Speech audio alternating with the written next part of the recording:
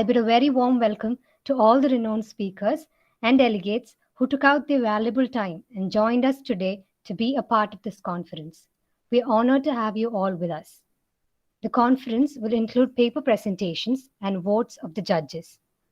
With all those words, I'm extremely delighted to pronounce the Chief Judge for the first technical session, Dr. Sandhya C. Dr. Sandhya C. is currently the Assistant Professor in the Department of Chemistry of Kuriakose Elias College, Mananam, and has been a part of the faculty since 2009. She has made immense contributions in the field of biochemistry. She was awarded Summer Research Fellowship by Indian Academy of Sciences, Bangalore in 2008 and is the chairperson of Board of Studies in Biochemistry since 2017, as well as an approved research guide in biochemistry at Mahatma Gandhi University, Kottayam. She is a member of the state IQAC. She is also a part of the expert committee for integrated MSc Basic Science, MG University, and an integral part of the Biotech Research Society of India. She also has co-authored a wide variety of books and publications. I would like to welcome her and all our audience and wish good luck to all the participants who have enrolled for this session. Now, let's move on to the presentations. First of all, I would like to call upon N. Kirtimala Devi, Assistant Professor, Department of Physics, Presidency College, Manipur, who will be presenting on synthesis, characterization, and study of dielectric properties of zinc ferrite synthesized by chemical co-precipitation method.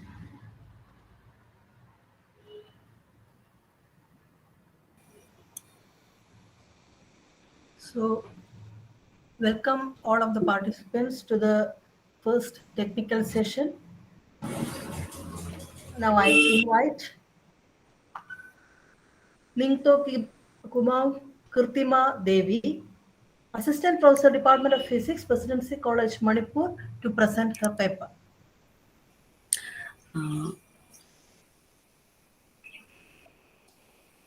Ma'am, please. Yeah. Am I audible, ma'am? Yes. Okay. Good morning, good afternoon, everyone. Respected Principal, BK College. Respected HOD, Department of Chemistry, BK College. Respected Administrator, BK College. Respected IQAC Coordinator, BK College. Chairpersons of technical sessions, organizers, and all the participants. Today, I'm going to talk, actually, I would like to introduce myself. I am N. Kritimala Devi, Assistant Professor, Presidency College, Modbong, Northeast States, Manipur. And I'm working as a research scholar under the supervision of Dr. L. Hirojit Singh, Department of Physics, National Institute of Technology, Langol, Manipur. Today, I'm going to talk on the topic of synthesis, characterization, and dielectric properties of zinc ferrite synthesized by chemical co-precipitation method. Actually, nanocrystalline materials such as metal oxide, magnetite, and spinel ferrites have enormous structures and suitable dielectric properties for intelligent applications. For the last decade, spinel ferrites have attracted much attention due to their unique structural, elastic, and dielectric properties, and they have tremendous applications such as water remediation, magnetoresistance, gas sensing, and biomedical applications. Today, the outlines of my presentation is as follows. It consists of introduction, then synthesis by chemical co-precipitation method, characterization by XRD, FTIR, and dielectric properties, then conclusion, references, and acknowledgement. Here, zinc ferrite has unique chemical and thermal stability. It has found many applications in hyperthermia treatment of cancer, gas sensor, absorbent material for hot gas desulfurization, semiconductor photocatalysts, photochemical hydrogen production. Zinc ferrite has been also known to have non-toxic, zinc ions have non-toxic properties, and so as compared to other metal cations, and there have been found many wide applications. And zinc ferrite has bulk zinc ferrite crystallizes in normal spinel structure, where the zinc ions without magnetic moment are in the tetrahedral sites, and ferric ions are in the octahedral sites or B sites and are characterized by order antiferromagnetic. Zinc, whereas nanosized zinc ferrite shows a partially inverse spinel. Now let's come to synthesis of zinc ferrite nanoparticles. There are several methods for synthesis of zinc ferrite nanoparticles, namely Sol-Zel, then chemical co-precipitation method, then there are other bulk ball milling, etc. But of the various methods of synthesis of zinc ferrite nanoparticles, we adopt the chemical co-precipitation method of synthesis because it is very simple and better control over crystallite size. It produces large amount of nanoparticles, and it is relatively simple compared with other synthesis method. Here we take 13.063 gram of zinc chloride in 100 ml of distilled water and 16.22 gram in 100 ml of distilled water, ferric chloride, and they are stirred separately on magnetic stirrer for 30 minutes.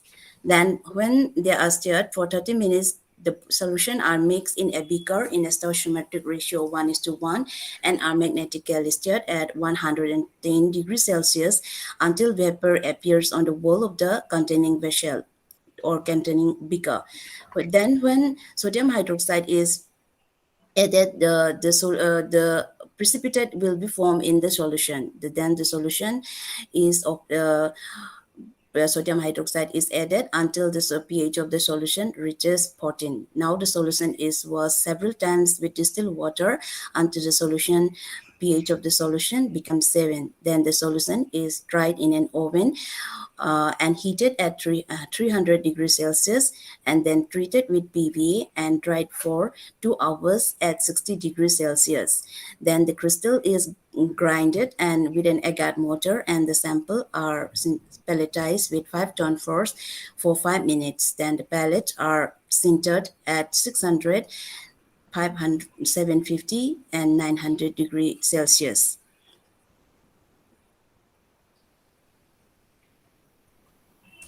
Now, the sample prepared by chemical co-precipitation method has been characterized by XRT, FTIR, and the dielectric measurement. First, we take the characterization of the sample by XRT.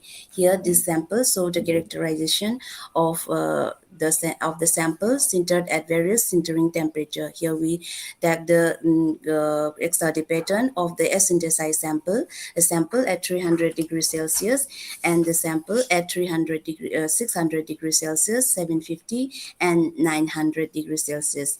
Here we see that the crystallinity increases with the increase of sintering temperature, and the crystallite size are calculated using device Cicero formula, and we have this table. Next slide. Here we take the crystallite size, lattice parameter, density of zinc ferrite at different sintering temperature, and we take the crystallite. We calculated the crystallite size using Cicero's formula, and at 600 degrees Celsius it is obtained.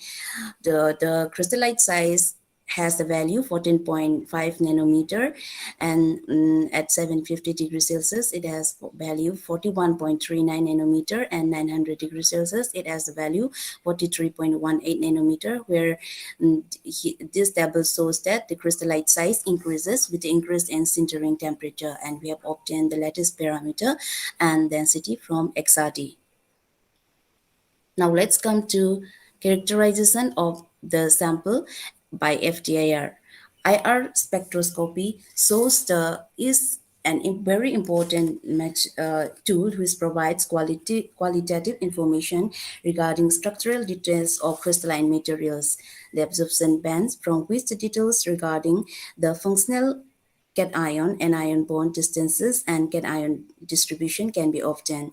The high frequency bands are very sensitive to changes in interaction between octahedral and tetrahedral position, and frequently appears in the ranges of 600 to 540 centimeter inverse and 450 to 400 centimeter inverse. The absorption bands around 3400 centimeter inverse can be assigned to the hydrogen bonded OH stretching vibration arising from the surface hydroxyl group and absorb water. The absence of this band centered at 600 and 750 and 900 degrees Celsius show the expulsion of water in these samples. Now let's come to the dielectric properties.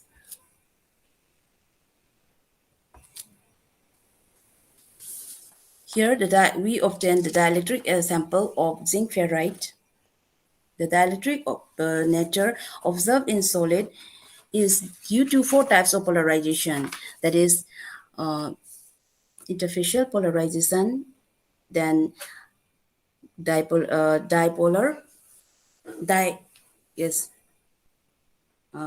interfacial polarization, dipolar polarization due to the neighboring ferrous ion and ferric ion pairs, atomic polarization, that is shift of single ions due to vacancies, and electronic polarization. The dielectric properties of ferrites depend on microstructure, method of preparation, sintering time and temperature, chemical composition, and site occupancy of cations between tetrahedral and octahedral sites. The dielectric properties of ferrites provide many vital information about the behavior of the localized electric charges, leading to the deep understanding of the mechanism of dielectric polarization. Koch suggested a theory in which they have crystalline and good conducting grains disjointed by highly resistive grain boundaries. The electronic exchange between ferrous ion and ferric ion create a directional field resulting in the dielectric polarization in ferrites. And the dielectric dielectric constant can be calculated from the formula epsilon just equal to C D divided by epsilon naught A, where C represents the capacitance of the pellet, D is the thickness of the pellet, A the cross-sectional area of the flat surface of the pellet. The normal behavior of the ferrite materials reveal that the dielectric constant is usually high but decreases expeditiously with escalation in the frequency of low frequency region. Here we find that the dielectric constant has high values at low frequency, but its value decreases as the frequency increases. At low frequency, the dielectric constant value is dependent upon dipolar and the interfacial polarization that contribute to its value, but at higher frequency, upon electronic polarization contributes significantly. The dielectric polarization occurring in nanoferrite is analogous to the hopping mechanism. The electron hopping between ferrous ion and ferric ion efficiently follows the alternating field at low frequency, but the extent of electron hopping does not ensue with the high alternating field, which leads to the reduction in polarization and further results in lack of conduction values beyond a definite frequency of applied field. Therefore, the dielectric constants are high at low frequency as compared with the low frequency. So here it is clear from the figure also. Now let's come to dielectric loss.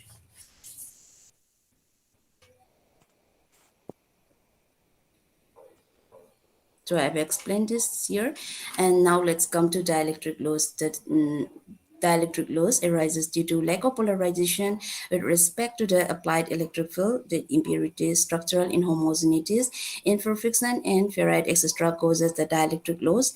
The loss tangent decreases with increase in frequency and reaches the constant value at high frequency in a similar way as dielectric constant, and which is the usual behavior of ferrites. In this paper, the variation of dielectric loss has been observed at low frequency with aqueous maximum value only when the hopping frequency of the ferrous ion and the ferric ion equals the frequency of, yes.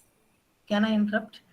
Ma'am, sorry to say, the time limit for the presentation is 10 minutes. Okay. You can take 2-3 minutes, as no problem. I just reminded, that's all. Thank you. Yeah. Thank you, ma'am. Dielectric loss is higher in the low frequency area, which may be due to high resistivity of grain boundaries, which require higher energy to generate. Now let's come to next slide. Here we see the dielectric loss is due to lack of polarization with respect to the applied electric field, and it is attributed by the presence of impurities and structural inhomogeneities in ferrites. Next slide. And here, well, I skip one slide. This is SC conductivity. Here we see that the SC conductivity increases with the increase in frequency of applied field, and this may be due to the hopping of electrons from between ferrous and ferric ion. At low frequency, the grain boundaries are active, whereas at high frequency, grains are active, leading to the abundant migration of charge carriers. And now I'm concluding. Here, the zinc ferrite is synthesized by the chemical co-precipitation method, and it has the sintering of this sample has been done at 600 degrees Celsius, 750, and 900 degrees Celsius. The samples were characterized by XRD, FTIR, and study of the dielectric properties were done, and we observed from XRD the crystallinity increases with the increase of sintering temperature. FTIR shows the presence of tetrahedral and octahedral sites due to metal oxygen vibration, and the dielectric properties also show the usual behavior as shown in other ferrites.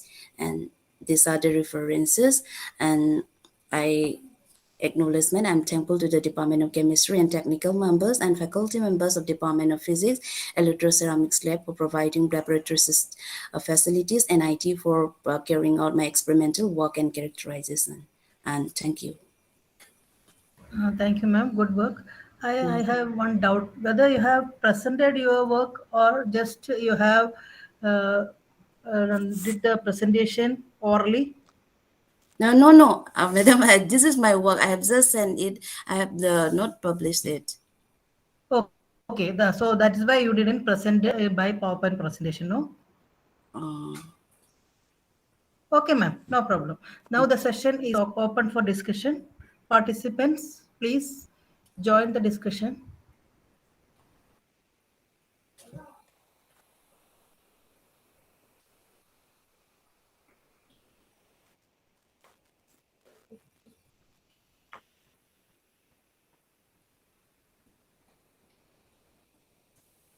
Can I ask one question?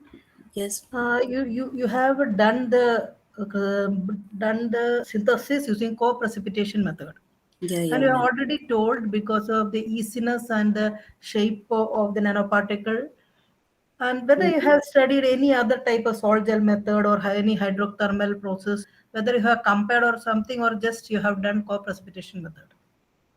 Actually, ma'am, I have done only co-precipitation method, but I have studied about this in other papers. But I think this co-precipitation method is a simple method, and as I have gone through the other papers, this co-precipitation method produces large amount of nanoparticles. It is quite simple, and it is easily available in our lab also. So I adopt this method. Okay. Did you have seen any of the application of the synthesized particles? Just you have now you have just presented it has some dielectric properties and all, and whether you have seen any application level studies for that. Yeah. Actually, they are used for the storage devices. They are mainly used for storage devices. What do you think? Is it feasible for a commercial purpose or not? Actually, ma'am, I'm doing other experiment in this side also. I'm now experimenting, and my research is also going on. And I'm finding other applications for there is better improvement for composites also with the zinc ferrite and cobalt oxide, etc. And I'm finding whether this can be used for biomedical application for water purification. I have find in other papers for water purification of this zinc ferrite, and I'm trying but to make this application after this doing some characterization methods. I'm doing other characterization method and find application in today's that is in everyday life also. Okay, ma'am. Thank you so much. Uh,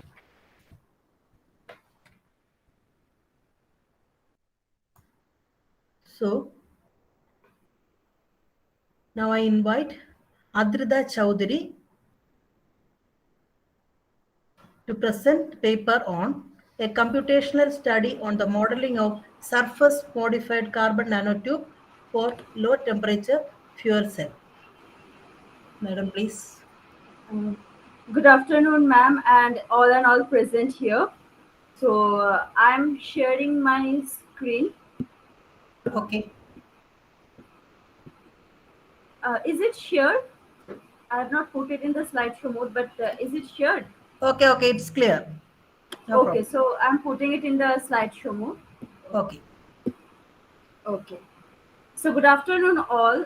I am Adrita Choudhury and today my co-scholar Shomrup Ponda from the Department of Chemistry, Amity University, Kolkata will be delivering a presentation on the topic a computational study on the modeling of surface modified carbon nanotube for low temperature fuel cell.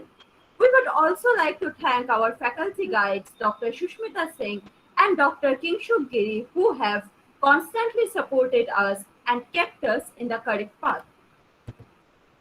So, fuel cell is basically an electrochemical cell in which chemical energy is directly converted to electrical energy. The steps that are being followed in a fuel cell is first we have to feed the fuel or the electrolyte. After giving the fuel, some electrochemical reactions happens. And as a result of these electrochemical reactions, some ions and electrons are produced which needs to be consumed by another electrode to maintain a charge balance. And finally, since a reaction is happening, that means there is some byproducts which also needs to be eliminated. If we have a look at the internal structure of a fuel cell, we can see that there are cathode end plate, anode end plate. The BPP stands for the bipolar plate. Here we can see certain channels which can be serpentine or parallel depending on the type of the fuel that we are using. The term GDL stands for gas diffusion layer, which helps the gas molecules to move from a region of higher concentration to the region of lower concentration. And finally comes the term MEA or the membrane electrode assembly, which is basically the heart of the fuel cell. This is shown because it is a semi-permeable membrane. If we talk about the catalyst of a fuel cell, then basically we have taken anode catalyst as platinum, ruthenium. We have worked with that and we have taken the support structures as MWCNT. But today from my work, I am basically trying to functionalize this fuel cell catalyst. Now, the next part of the presentation will be continued by my co-scholar Shomrup Ponda. Over to you.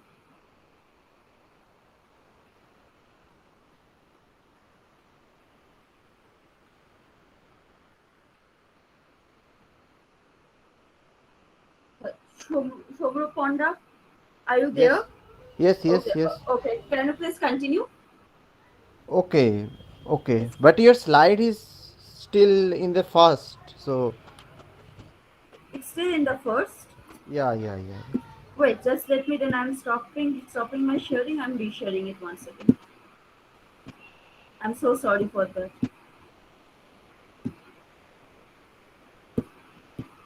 Is it now? Can you see your slide? This slide? Yeah. Now I can. Oh, okay. So I've Okay, continued okay, like that only. Okay. okay. So, good afternoon, everybody. So, now I am going to say a few words about the role of carbon nanotubes in our research.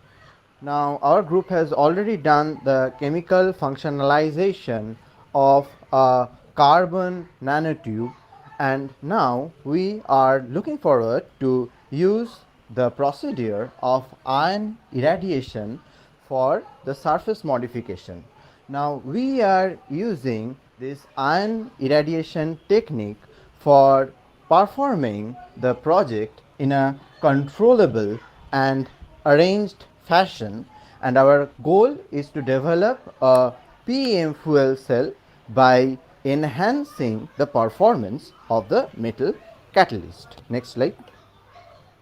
So, carbon nanotubes are wonderful substances, and they have attracted a great deal of attention since their discovery because of their remarkable mechanical properties like high mechanical strength and also electrical properties. Now, it has been seen that for adjusting the defects and structures present in carbon nanotubes, ion irradiation is a very good option, and better knowledge of this mechanism can help in the controllable fabrication of nanoelectronics and optoelectronics devices. Next slide. Now, this is a picture of the vacancies formed due to the bombardment of irradiated ions towards the target.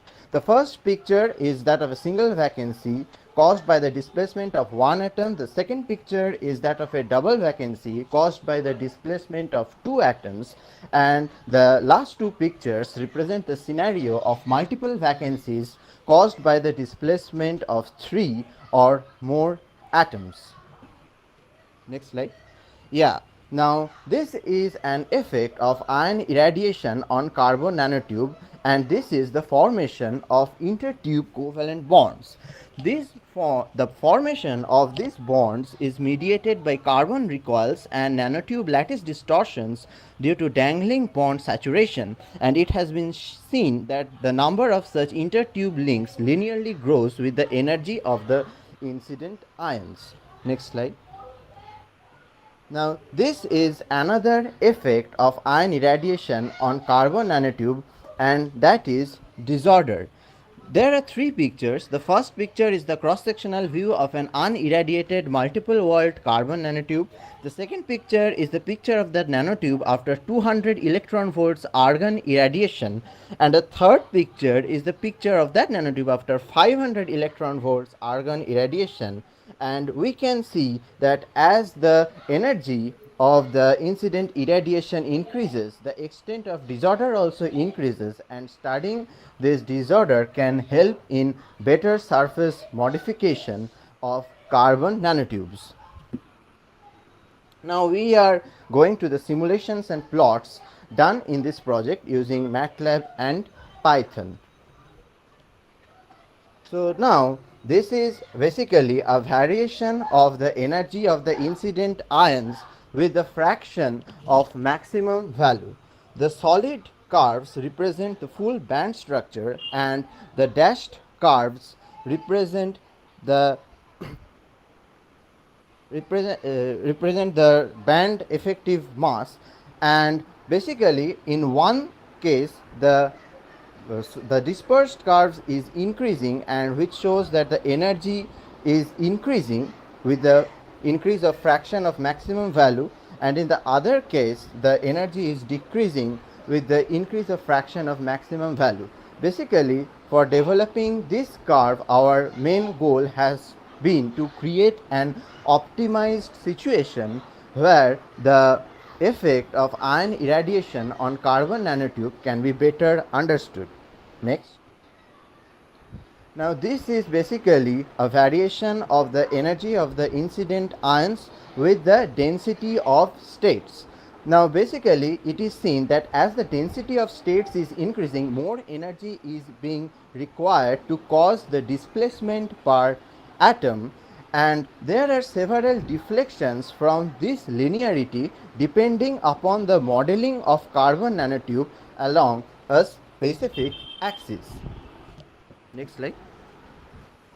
Now, in this slide, we can see that there are two different peaks in two different levels. Basically, same scenario, energy of incident ions versus KYB by plot, and we can say that cross correlation between these two peaks can result in the formation of a nice Gaussian function from these two curves. Next slide. Now, this is basically another variation of energy of incident ions with the density of states plot. Here also we can see that as the density of states is increasing, more energy is being required to irradiate the ions, and therefore with density of states more energy is required to cause the displacement per atom. Now, over to you, Adrita. Thank you. Now, continuing from where Shomrup has stopped, here we have a plot where energy is plotted against Kxa by Pi. Here we can see that since we have taken MWCNT, now the direction or the axis through which we are rolling the graphing sheet, accordingly these energy values and these parameters are keeping on changing. Apart from that, we can see that these two lines are complementary to each other and this graph has a constant y value. Now, this plot is basically looking like a staircase type plot. In this plot, the conclusion that we can draw there is that the functions that we have taken are basically step functions. And here, with the change in the valence bands, the energy, this parameter that is E minus EV plot parameter is changing, which is what I have written here once again, that energy dispersion relation showing the four lowest valence band and subbands. Now this is a plot where we have energy momentum relation in the first zone, brilliant zone of a graphene. Here we can see from this plot that the energy of irradiation which we are providing is sufficient enough to eject the ions and create a vacant site or create a defect. Now, this plot is generated using Python where we have taken inerts and temperature. We can see that with the increase in temperature, the inerts value is decreasing. And the conclusion that we can draw from here is that this curve is also the proof of the fact that activation energy keeps on decreasing with the increase of temperature. And our final plot, which again we have done from Python, is a plot which tells us about the eta concentration versus current density. We can see that with the increase in the current density, there is also an increase in the concentration of the species, which are responsible for such change in the current density. Now, as a conclusion, we would like to say that since we have used MATLAB and Python, we have seen that it is an ideal computational technique for optimizing different conditions. Apart from that, computational modeling has proved to be very important for getting an idea of surface modification of MWCNT in a controlled manner. I would like to acknowledge the Department of Chemistry of Amity University, Kolkata, my faculty guide, Dr. Shushmita Singh, and Dr. Kingshuk Giri for helping us, for giving us this wonderful opportunity and for keeping us in the correct path. I would also like to thank Cape Comorin for giving us this opportunity to present our paper. And these are some of the references that we have taken. And that's it from our side. Thank you all. Good work. Thank you, ma'am. Now the topic is open for discussion. Participants, please come with good questions.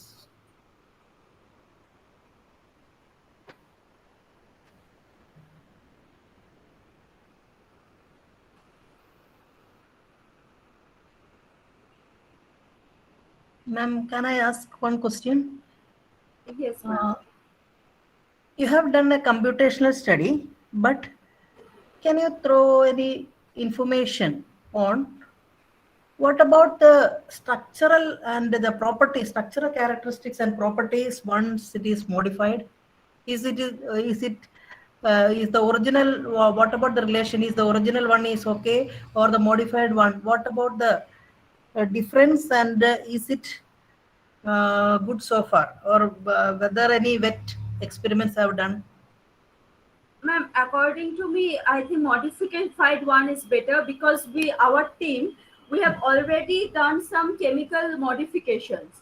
Okay. Initially, when we were working with some anode catalysts, now for anode catalysts, we have seen that we require some support structures. Like no matter we use platinum, ruthenium, whatever, we need some support structures. Okay. So also as we have taken up CNT, it is seen like when we did our experiments in lab also chemically, we have seen that it was very much easy to modify carbon nanotube because it has very strong mechanical properties.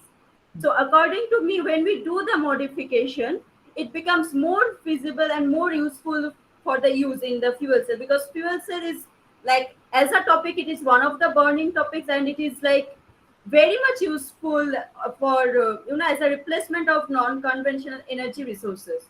So that's what I think. And also the one most important one is the solubility. Yes, The yes. system is the new one, or which one is better soluble?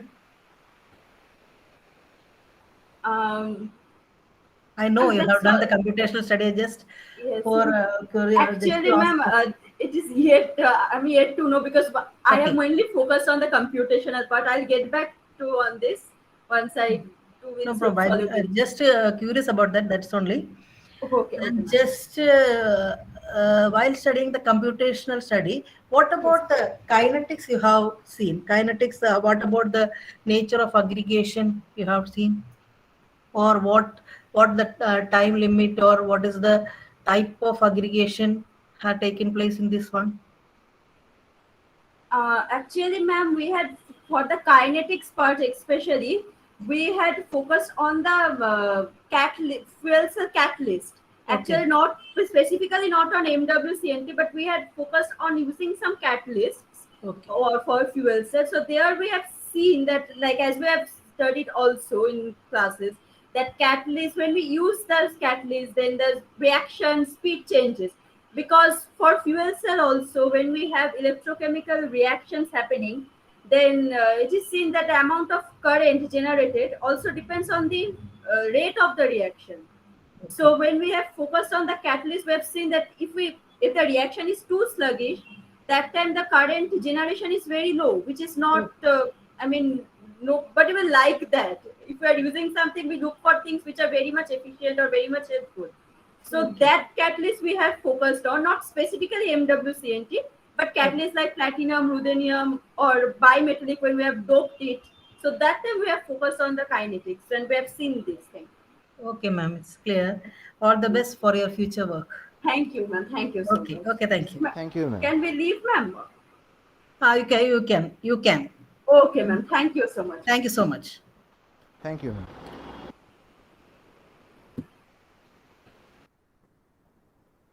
Now, can I invite Dr. Asha's Matthew? Sandhya ma'am, may I try? Okay, okay. No.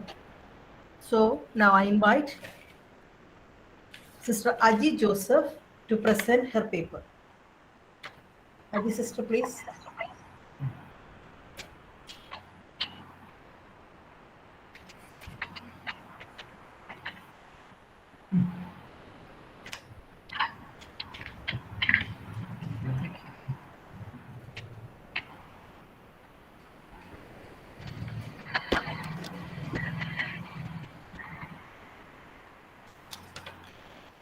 Good morning and warm welcome to my presentation on the topic Studies on the photoluminescence of lanthanide doped bismuth oxide based material, a short review. As it is mentioned, it's a review paper and not a work paper. As an introduction, bismuth oxide is an interesting material and very important in modern solid state technology because of its physical and chemical properties. And bismuth oxide is very non-toxic, easy and cheap to prepare, and is a p-type semiconductor. Some of its applications include UV blocking, antibacterial activity, promising application in gas sensing, solid oxide fuel cells, ceramics, optic coating, and catalysis. Bismuth oxide shows photoluminescence but of low extent. But when it is doped with a rare earth, it acts as a nanophosphor with a great brightness. As we all know, photoluminescence is a phenomenon, is a light emission from any form of matter after the absorption of photon. The photoluminescence can be understood very well with the Jablonski diagram. The photons are getting excited to the excited state, and when it re-emit or de-excite from the excited state, it emit radiations in the form of fluorescence or phosphorescence. If the emission is from the singlet state to the singlet ground state, it gives fluorescence. If it is from triplet state to the ground singlet state, we get phosphorescence. And if we use any radiations, according to the radiations, the luminescence can be of different types. If we use electromagnetic radiations for excitation, we get photoluminescence. We can call it as photoluminescence.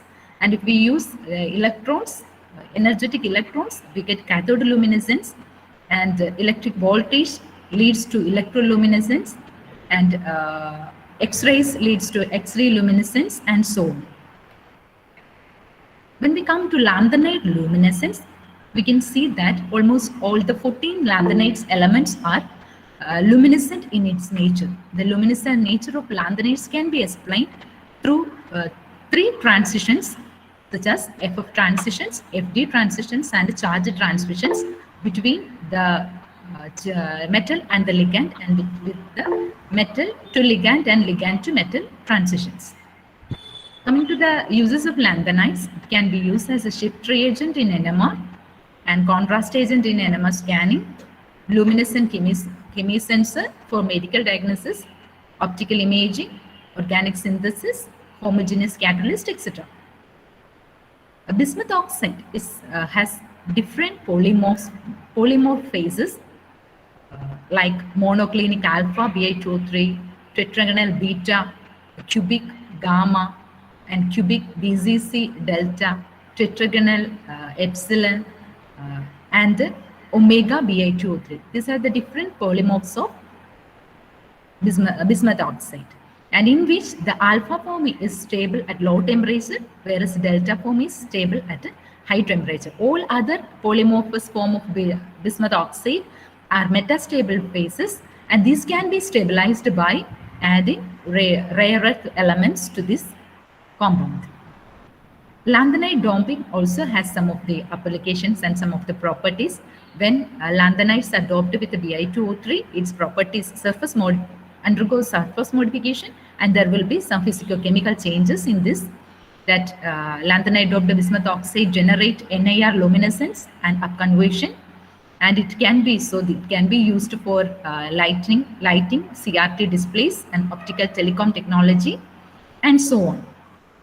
So different synthetic methods of bismuth oxide and doped bismuth oxide can be seen, in which we use different precursors for the preparation of this doped bismuth oxide. Some of the precursors used are bismuth oxalate, bismuth nitrate pentahydrate, bismuth oxidoclasters, bismuth isopropoxide, bismuth nanowires, bismuth nitrate, etc. Different methods of synthesis of bismuth oxide and doped bismuth oxide: solid solution combustion method, salt cell, hydrothermal method, microwave assisted synthesis method, traditional template, precipitation method, chemical vapor, CVD, chemical vapor deposition method, and so on. There are, for each and every method of preparation, it has its own advantages and limitations. Coming to the synthesis of this bismuth oxide and doped bismuth oxide, the synthesis has an important part, because whenever we use different precursors, surfactants, coordinating agent, precipitating agent, and whenever we change its concentration, the morphology of the produced bismuth oxide will be changed. So we get different types of bismuth oxide or doped bismuth oxide with the nanoparticle size, nanoflakes, nanorods, nanotubes, nanowires, nanofibers, nanospheres, microflowers, etc. So these are some of the examples of nanocrystals of bismuth oxide, nanowires, nanotubes, flower-like structure, and some of the different morphologies of the doped bismuth oxide.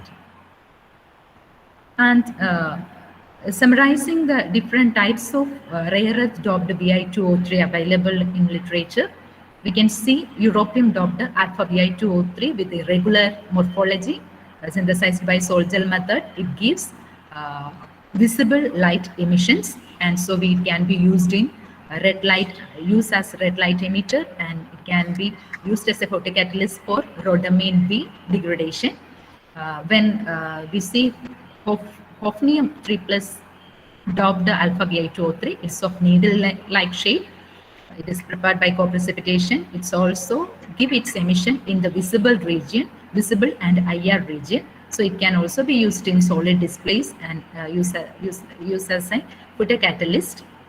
And alpha Bi2O3 with the handle-like shape formed by hydrothermal method, since it gave this hand-like surface structure due to the use of oleic acid. Here we use surfactant oleic acid as the surfactant. Due to that, it gets that hand-like structure, so it can be used as a photocatalyst. Summer end of the Bi2O3 also give visible light emissions, and it can also be used in solid state displays. European doped delta Bi2O3 is of plate-like morphology when it is synthesized by solvothermal method. It also acts as a good photocatalyst and used in phosphor. It's a good red luminescent material, and a cerium doped bismuth oxide. Here we see bismuth oxide is alpha and beta mixture of morphology, and it also gives visible radiations or visible emissions. It also can be used as a good photocatalyst for the degradation of alizarin redes and a solid oxide fuel cell. Then alpha Bi2O3, which is doped with the European 3 plus and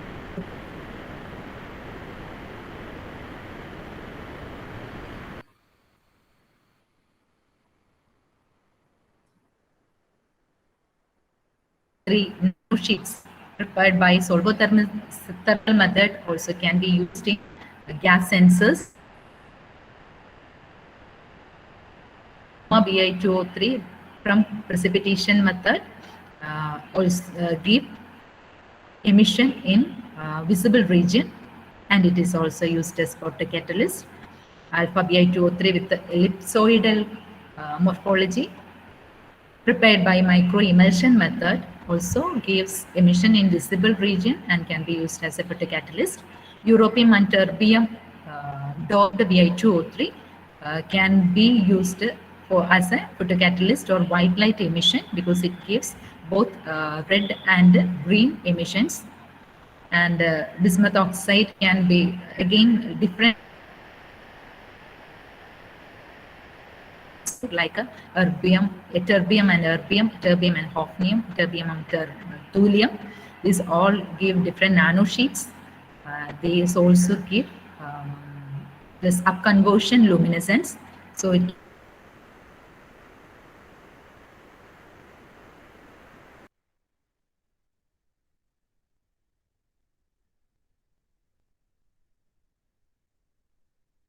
drops with the red upconversion luminescence, and ytterbium and thulium doped Bi2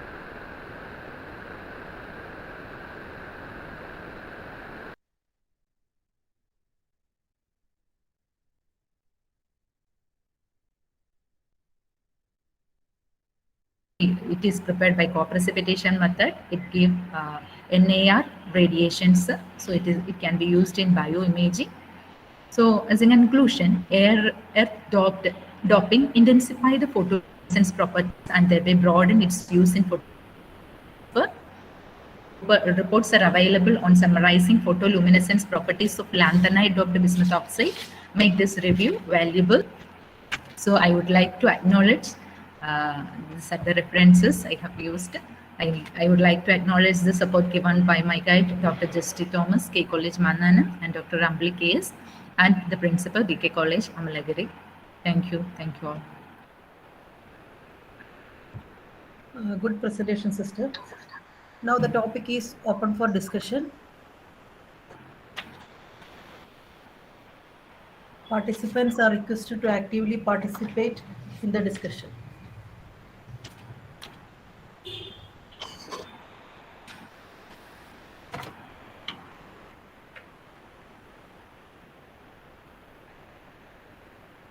Sister, can I ask one question? Okay, ma'am. Sure. While going through the literature, did you check the difference in the photoluminescent characteristic of the bismuth compounds? Some bismuth molybdenate extras also studied. Did you come across any difference in the characteristics of the lanthanide doped bismuth oxide and bismuth molybdenate? No, ma'am. I didn't go through this bismuth molybdate. I only concentrated on bismuth oxide, and because there were so many literature on other topics, so I just concentrated on bismuth oxide and lanthanide, or only lanthanide doped bismuth oxide. In the bismuth oxide also there are different Okay. doping, but I just only gone through this lanthanide doped bismuth oxide because What is, my intention was to study. why it is very peculiar for Bismuth oxide for you? Because I was looking for different photoluminescent properties of bismuth oxide. So I have seen that when bismuth oxide was doped with the lanthanide elements, it could increase its photoluminescent properties. My concentration was only on photoluminescent properties and photocatalytic properties that could be seen in this doped compounds. Okay, sister. Thank you. Thank you, ma'am. Thank you. Thank you all.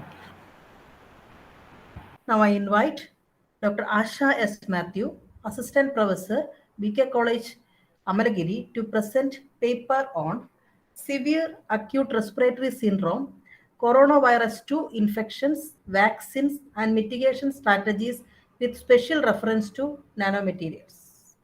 A review. Asha ma'am, please.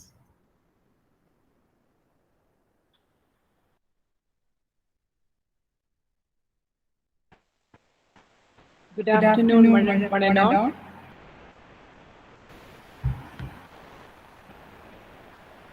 Shall I start? Okay.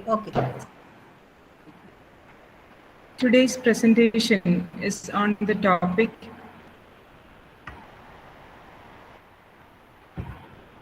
SARS coronavirus, severe acute respiratory syndrome coronavirus, its infections, vaccine mitigation strategies with special reference to nanomaterials. This is a review topic. In this paper, I'll be talking on SARS-CoV, a brief introduction, and the various nanotechnology-based approaches, which include preventive approaches, therapeutic approaches, and diagnostic approaches. SARS-CoV, as we all know, belongs to the coronavirus family under the genus beta coronavirus, along with earlier coronaviruses such as SARS-CoV and MERS-CoV. This is an RNA virus with a single-stranded RNA as the genetic material, which is encapsulated by the capsid. The structural proteins include spike protein, nucleoprotein, envelope protein, and membrane protein, of which spike protein is of importance. It consists of two subunits. Subunit 1 is responsible for binding to the ACE2 receptor present on the host cell. S2 subunit is responsible for fusion with the cell membrane. And most of the strategies for preventing the binding of spike protein with the host cell receptor is by blocking the spike protein. There are several variants of this SARS-CoV-2 because of the rapid mutation rate of the virus, and several nanoparticles have been deployed in products ranging from self-protection tools to vaccines and even in diagnostic devices. Nanoparticles are advantageous because they offer advantageous methods when you compare them with the classical disinfection strategies. Also, they are used to deliver drugs to the pulmonary system, which is mainly affected by the coronavirus.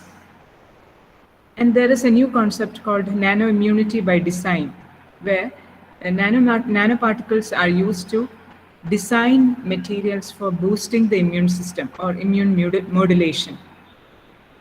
And also in the case of exaggerated host responses, for suppressing the immune response in cytokine storm, various nanoparticles are employed. Even in diagnostics, we see the applications of nanomaterials to have simple, fast, and cost-effective diagnostic strategies. Antimicrobial surfaces, which contain various nanostructures based on copper, silver, or zinc, has been used to prevent and limit both the contamination as well as the contagion. Copper salt nanoparticles are helpful in the development of personal protective equipment with improved shielding properties. These metal-loaded nanocomposites, they offer very good antimicrobial, that is antiviral properties for these surfaces on which they are incorporated. For example, copper oxide impregnated masks, they reduce the risk of influenza virus environmental contamination without affecting the filtration capability of the mask. Various PPE components, from respirators to surgical gowns, overshoes, haircuts, all these are made highly effective antiviral disinfectants through incorporating nanoparticles. And this offers an effective way to prevent viruses from spreading. Why nanoparticles are used for all these applications is because of their optical, magnetic and electrical properties, which are much superior when you compare with the bulk material. They are also helpful in selective detection of bacteria, virus and fungi. They have antibacterial activities. Reactive oxygen species is released by these nanoparticles. They exert good photothermal effects, and they also cause a destruction of the cell membrane of even bacteria. And there are nanoparticle-based drug delivery systems. This improves the permeability of the drug, and they reduce the side effects, and also it prolongs the availability of the drug that is in systemic circulation, and it increases the half-life, and also helps in overcoming the biological barriers, mucal barriers, as well as the blood-brain barriers. Coming specific to the therapeutic approaches in COVID-19, the main two stages in COVID-19 disease is the viral response phase, where the body elicits a humoral as well as a cellular immunity. And in this stage, the strategy adopted is virus-directed therapeutics. The second stage is exaggerated host response phase, where the host can go into acute respiratory syndrome symptoms. And in this case, we have host-directed therapeutics. And we see the use of nanoparticles in both virus-directed therapeutics as well as in host-directed therapeutics. One of the main therapeutic agents are antiviral agents. Here, for a better delivery of antiviral agents, liposomal nanocarriers are used. For example, in the case of the antiviral ivermectin, ivermectin in conjugation with nanoparticles has been used as a therapeutic candidate against SARS-CoV-2, and also favipiravir, another antiviral compound, tocilizumab, also have been used in a conjugation with lipidic nanovesicles, which improves the efficiency of these antiviral agents. Nanostructured lipid carriers serve as good intrapulmonary delivery vehicles for selenomycin. This is a non-invasive means of administration, that is direct pulmonary delivery. And this helps in avoiding the first pass metabolism, and also helps in rapid drug absorption by reducing the side effects.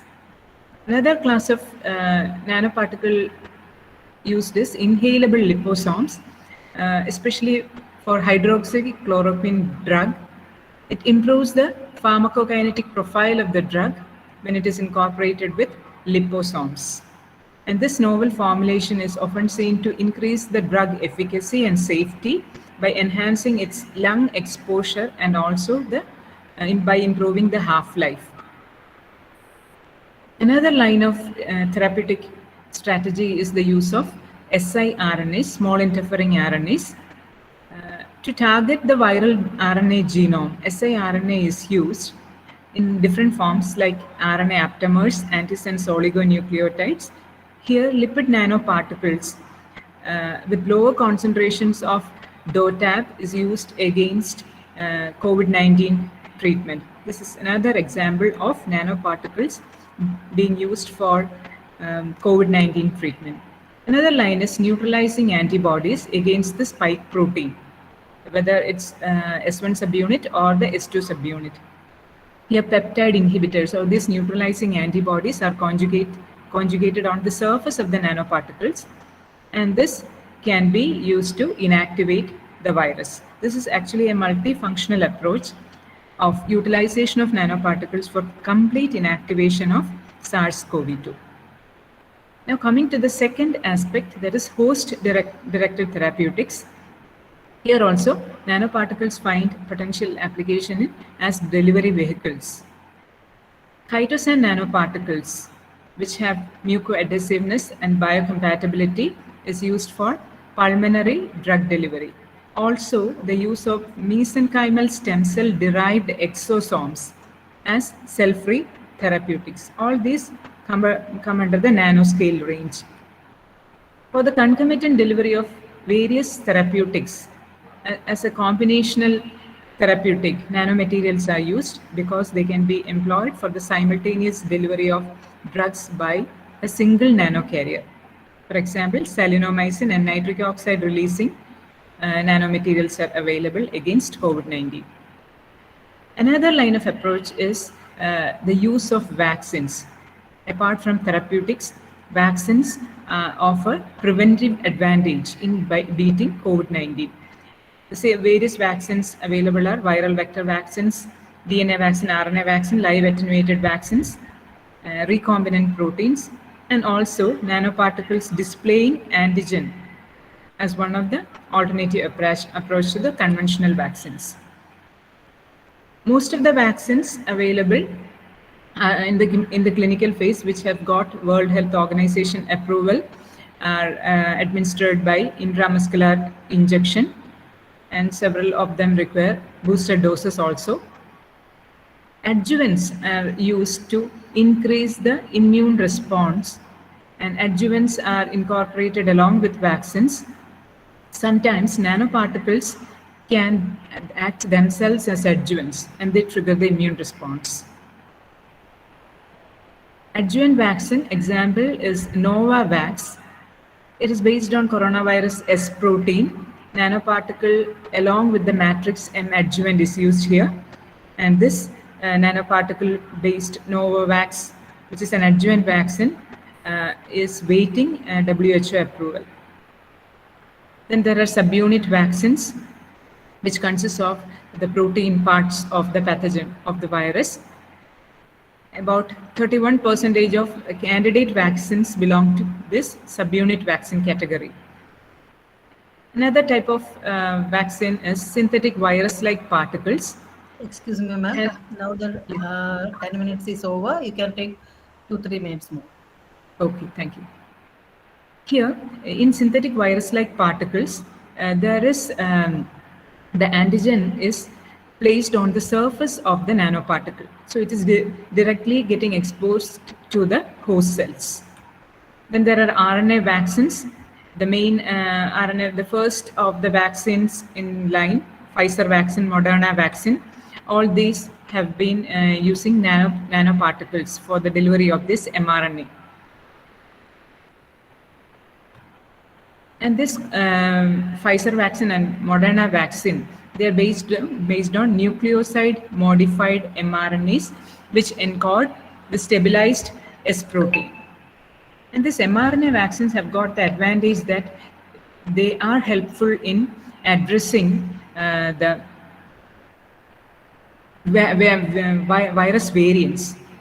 Various virus variants can also be addressed using this mRNA vaccines. DNA vaccines is more stable than mRNA, but they have the challenge of finding entry into the cell's nucleus. And there are various strategies for incorporating these DNA vaccines into the nucleus, like electroporation, sonoporation, etc. But nanomaterial-based non-viral gene delivery vehicles offer various advantages. Now coming to the diagnostic approaches, we know RT-PCR is the main method, but it is facing some difficulties, like very time consuming and can be done only by professional people.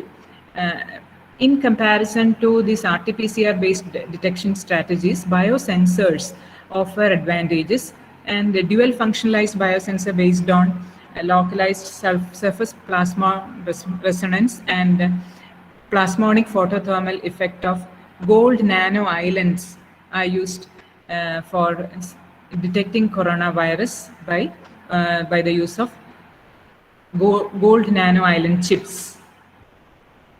Then there are gold nanoparticles with thiol modified antisense oligonucleotides, which also help, which are more sensitive because of the agglomeration of gold nanoparticles in presence of the target RNA.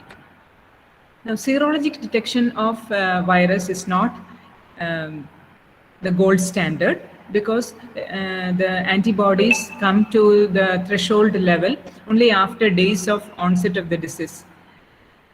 So it is not the gold standard of detection, but there are also strategies like lateral flow immunoassay using Landonite polystyrene nanoparticles for the detection of these antibodies in serum, and this can be useful in the confirmatory diagnosis of suspicious samples when RT-PCR results are reported negative. So the journey continues. COVID-19 is not the first, nor it will be the last one. So the search for new nanomaterial-based approaches continues. Thank you. Nice presentation, ma'am. Now the topic is open for discussion.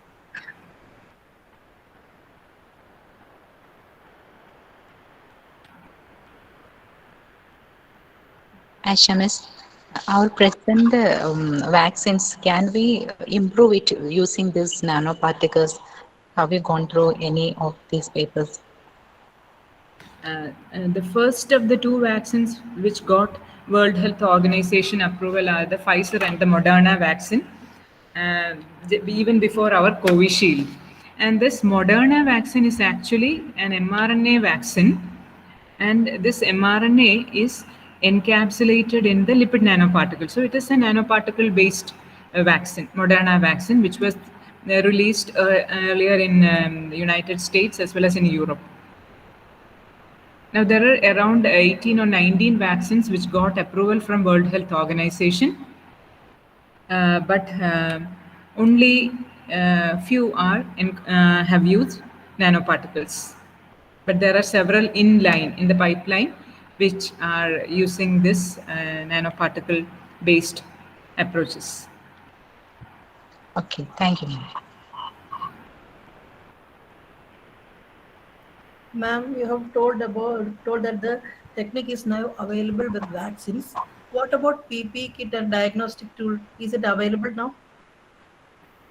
It is not available in our country, but in European countries, they use nanoparticle incorporated mask and all the components of the PPE kits which are impregnated with these nanoparticles. Today's paper, there was a news on masks or wearables, which can be, this is not a nanoparticle based application, but from our own country, NIST from Kerala, Trivandrum, they have developed, Dr. Anuchandran, who received the Young Scientist Award, he has developed wearable, printable electronic devices. The advantage Which can heat the body.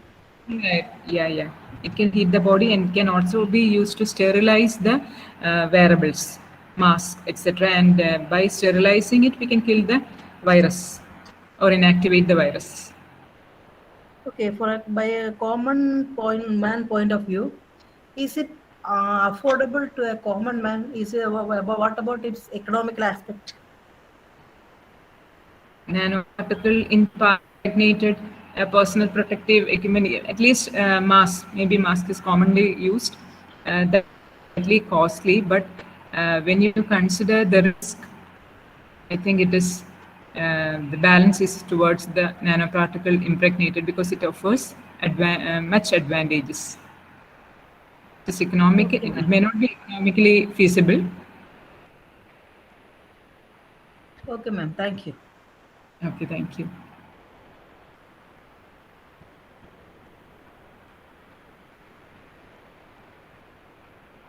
Now I invite Gobika Jagannivasan, Department of Applied Chemistry, Indian University Center for Nanomaterials and Devices, Cochin University of Science and Technology, to present the paper on nitration of phenol to orthonitrophenol and paranitrophenol by homogeneous and heterogeneous Kegin type heteropolyacid catalyst in the presence of suitable solvents. Gobika ma'am, please. Hello, am I audible? Yes, continue. Good afternoon, all. First of all, I would like to thank you, BK College for Women Analytically, and Kate for Modern Trust for collaboration for conducting such an amazing international virtual conference on nanomaterials, recent developments, and new directions. I'm Gobika Jagannivasan, currently doing my research on Department of Applied Chemistry in Cochin University of Science and Technology.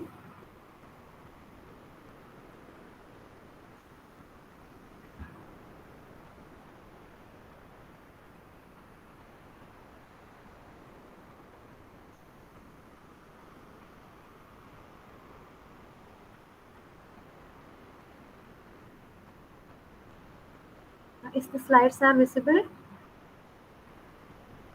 Yes, okay.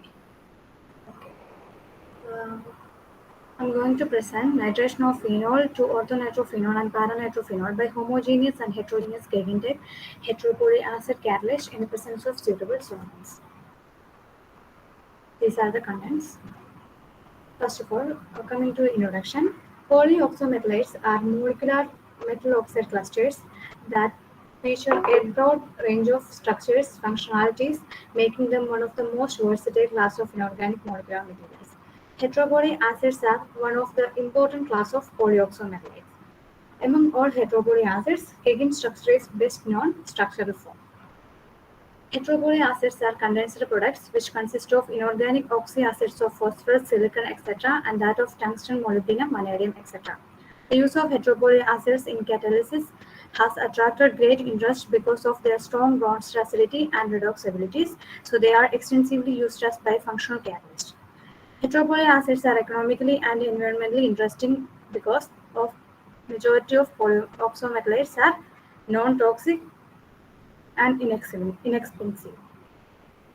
Bulk heteropolyacids have low thermal stability, low surface area, and solubility in polar solvents. In some supported systems, the surface area, thermal stability, and water resistance can be enhanced. Here we are using vanadium substituted phosphotungsten acid as our catalyst, and SBA15 is used as support. Coming to the application, nitration of phenol. Phenol is selectively nitrated in liquid phase to orthonitrophenol in high yield using dilute nitric acid over solid acid catalyst. For the nitration of phenol, solid acid catalysts are found to be good alternatives for sulfuric acid. Nitrophenols are important intermediates for the manufacture of drugs and pharmaceuticals. Orthonitrophenol is an important starting material used in multiple step synthesis of valuable compounds.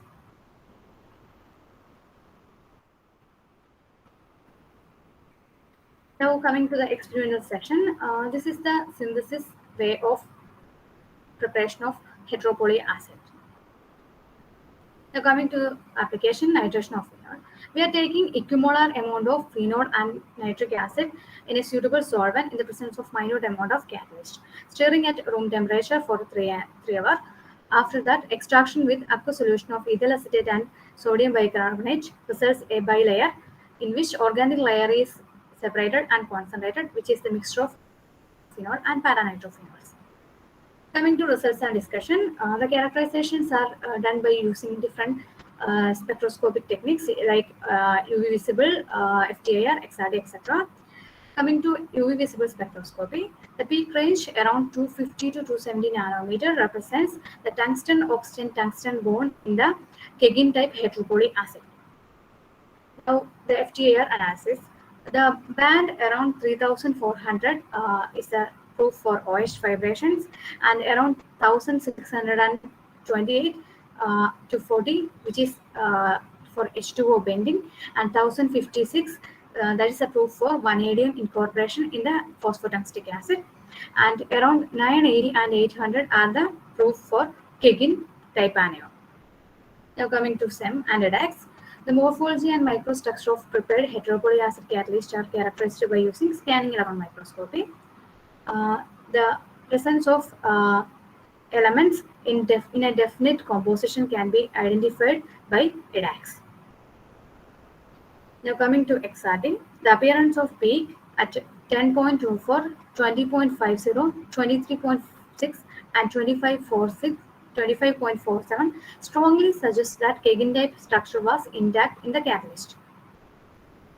Now checking the catalytic activity. We took two types of solvents, dichloroethane and dichloromethane. Among those, dichloroethane is highly volatile and dichloromethane is less volatile. Experiments are done with heteropolyacids alone and heteropolyacids with a suitable support. Here we took the support as SPA 50. When taking heteropolyacids alone, we get a percentage of 60.4 and 28.9 for orthonitrophenol and paranitrophenol respectively. When the solvent amount reduced into 1/3, the conversion percentage decreased from 60.4 to 40.6 in the case of orthonitrophenol and 28.9 to 26 in the case of paranitrophenol. When the catalyst is loaded with a support, there is a drastic change in the conversion, that is 93% of orthonitrophenol is obtained, and when the amount of solvent is reduced to 1/3, the same trend that we got for heteropolyacid alone again obtained. Now the experiments done with dichloromethane also. Comparing to dichloromethane results in a lower yield. About 48.9 and 35.8% conversion obtained for orthonitrophenol and paranitrophenol respectively. When the amount of solvent is decreased to 1/3, there is a reducible yield in the percentage. And when the catalyst is loaded with suitable support, there's a change in the yield, that is yield was improved. It's about 62.8% and 37% for ortho and paranitrophenols. These are the GC profiles for the conversions. We also studied the effect of support on the catalyst. We tried different kinds of percentages on loading, 5, 10, 15 and 20. Among those, 10% is found to be more efficient with a conversion of 93% orthonitrophenol. Further increase or decrease in the loading didn't make much change in the conversion. Now coming to conclusion, heteropolyacids are successfully synthesized and characterized by using FTIR, UV visible spectroscopy, XRD and SEM. Nitration of phenol to ortho and paranitrophenol by using heteropolyacid catalyst and supported heteropolyacid catalyst are studied. Supported heteropolyacid catalyst with 10 weight percentage is found to be more efficient with 93% conversion to ortho product. These are the some of references. Thank you.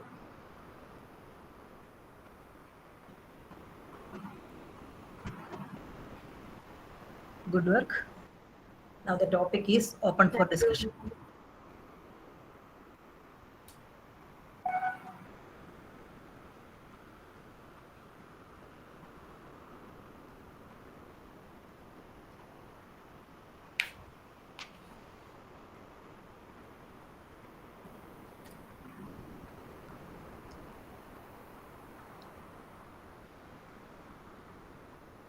Can I ask one doubt? Did you check any difference in the yield of the nitrophenol or the nitrophenol and paranitrophenol with the conventional method? Yes, ma'am. When using DCE as a solvent, there is a change in the conversion. We are getting better yield with dichloroethane. Okay, so conventional method is more getting a good yield, but because of the green technique, you have used this one, no? Yes, the conventional method is using a mixture of sulfuric acid and nitrating mixture Okay. for conversion, which is environmentally causing pollutions. Did you have any done any experiment to fractionate orthonitrophenol and paranitrophenol? Anyway, We are you will not get, very yeah, sure. even though it is a lower portion, along with orthonitrophenol, you will get paranitrophenol. So, Yeah. any Uh, separation technique you can say? we didn't tried any separation technique. Work is on the progress. Okay. Okay, Gopika. Good. Okay, thank you, ma'am. Can I leave? Okay. Okay, thank you. Okay. Now I invite Anju John, Department of Chemistry, K College Mananam, to present her paper on recent advances in molybdenum disulfide based nanophotocatalysts for the degradation of pharmaceutical pollutants in water. Anju? Yes, ma'am. Am I audible? Yes. Please continue.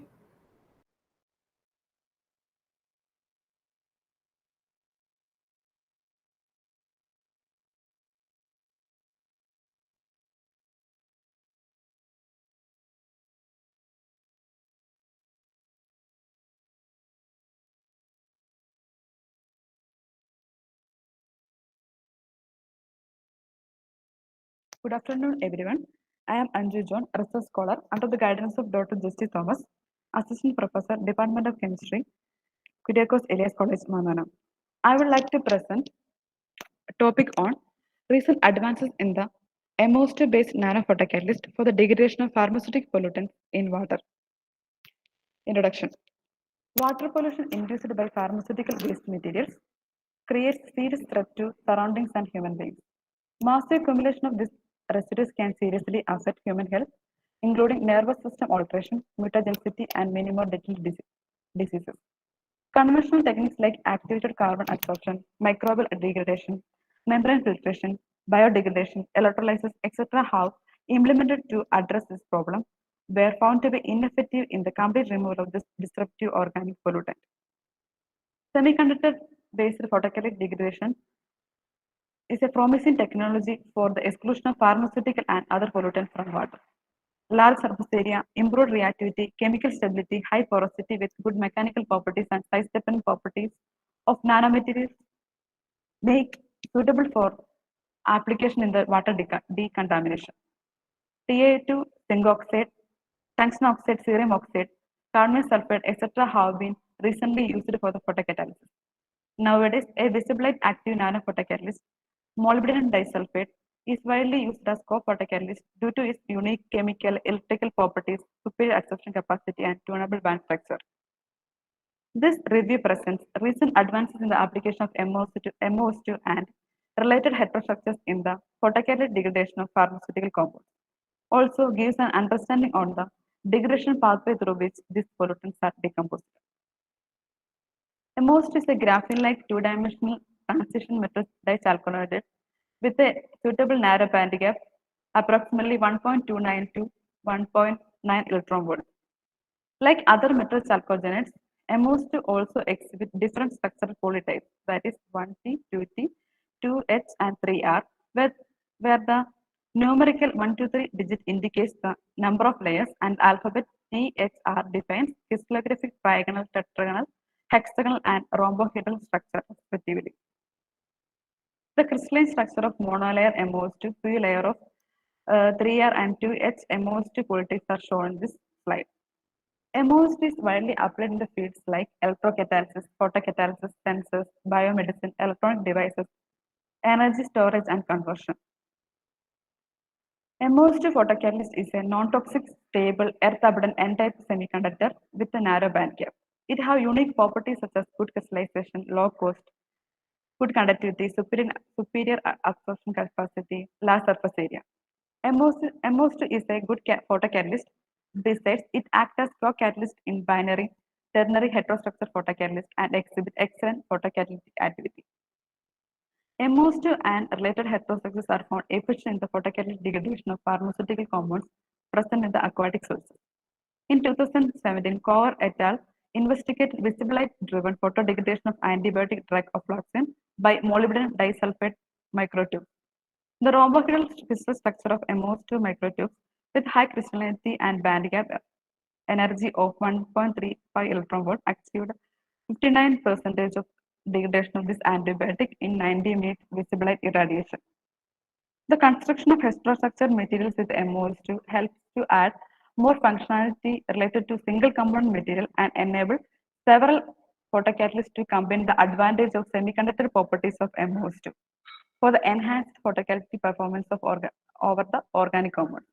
The construction of heterostructured material also prevents the high recombination rate of charge carriers. MOS2 heterostructures with metal oxides. When MOS2 incorporated with the TiO2 titanium dioxide, the enhancement in the photodegradation of carbamazine is observed. A small and thin MOS2 slab dispersed on the surface of TiO2 nanoparticles improve the electron hole mobility across the heterojunction and cause reduction in the recombination rate. This is the mechanistic pathway followed by the MOS2 TiO2 heterostructures during the photocatalysis.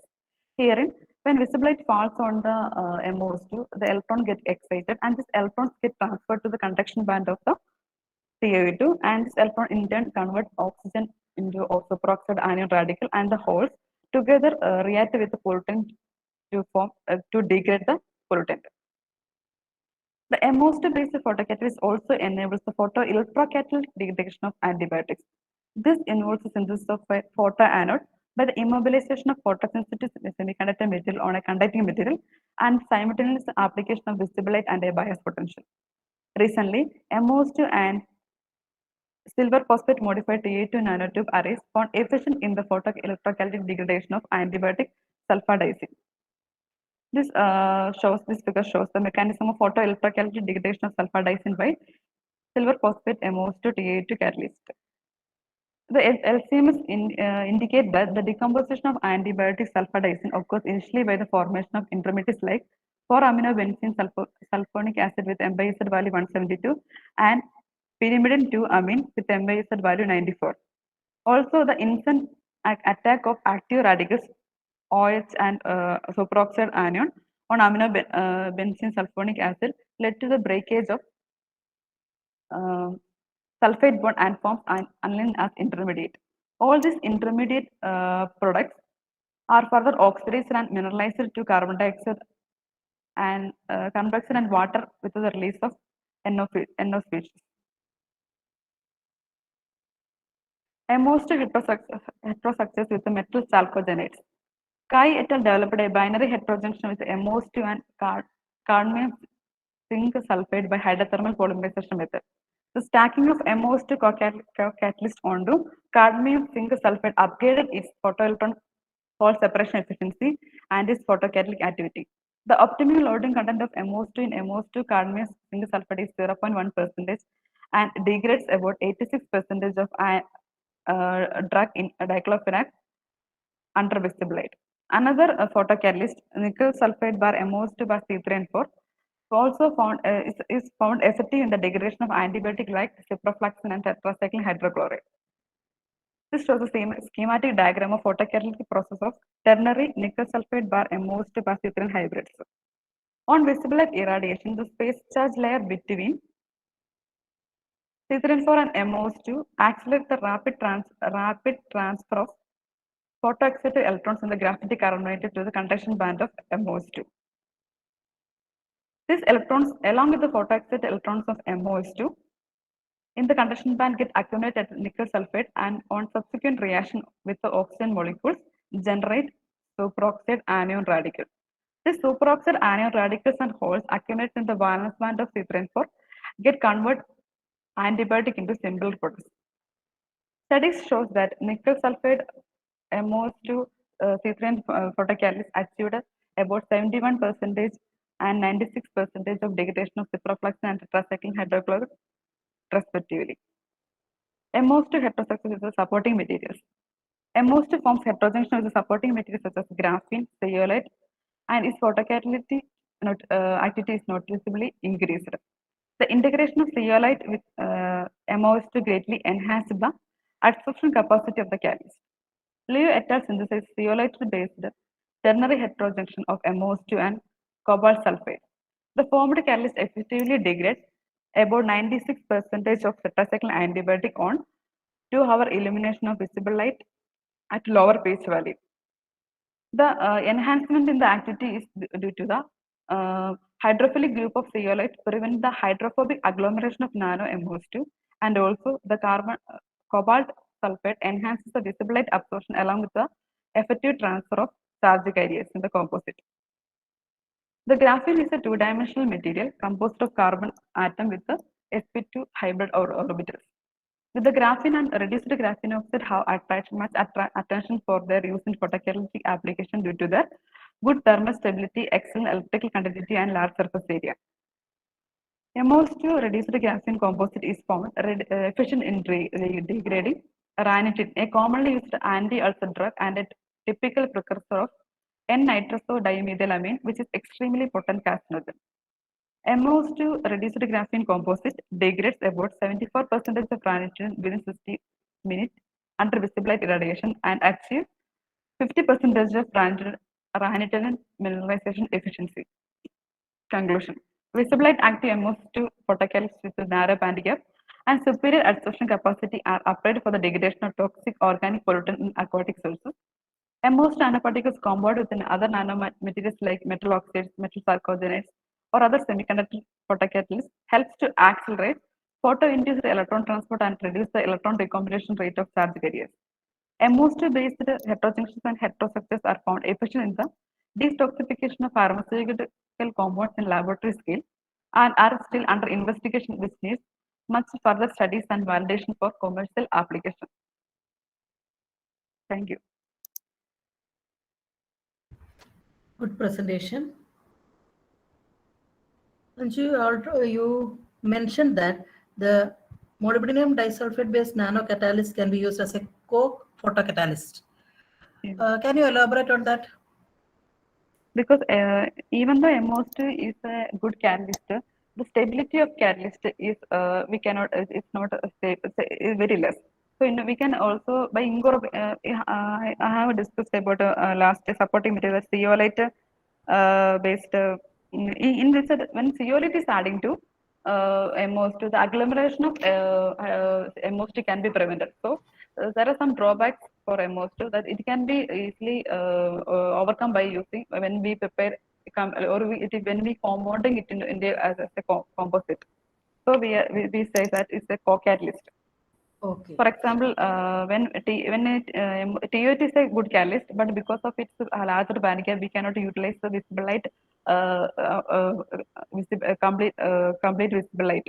But when MOST is combining with it, we can convert the TO2 into a visible light active catalyst. Can this synthesized nanoparticles can be reused in a commercial system? Yes, it can be reused. Okay. Okay, thank you, Anju. Thank you. So now the first technical session of this conference is over.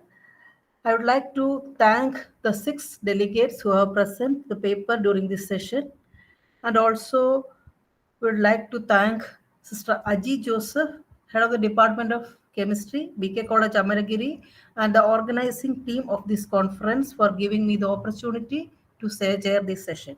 Thank you.